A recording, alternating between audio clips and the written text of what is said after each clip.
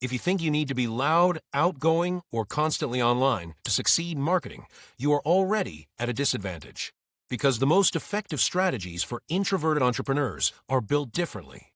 First, focus on clarity over volume. Instead of posting everywhere, choose one or two platforms and communicate a clear message that your audience actually needs. Second, use content that works while you are offline. Educational posts, simple videos, and thoughtful writing build trust without constant interaction. Third, leverage structure. Create repeatable formats. For example, weekly tips, short case studies, or quick lessons. This removes the pressure to always be creative. Fourth, prioritize depth over reach. A small audience that trusts you will convert faster than a large audience that ignores you. And finally, consistency beats personality. You do not need to perform.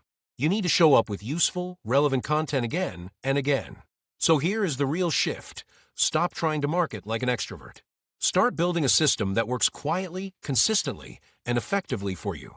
That is where introverts win.